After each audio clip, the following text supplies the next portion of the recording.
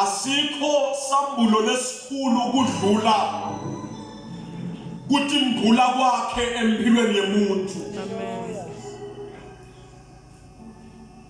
Athi lomnye masala luhambo sisesebangana siswa esontweni besihambana uNkulunkulu webatali,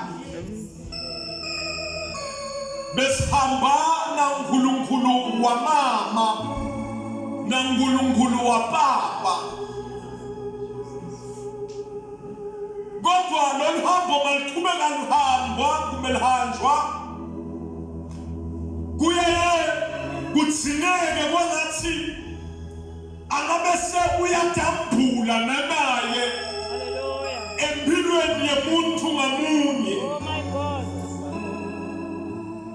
Kungako athi Davide wangithula umthwalo wangishiya neqhubu. Hallelujah.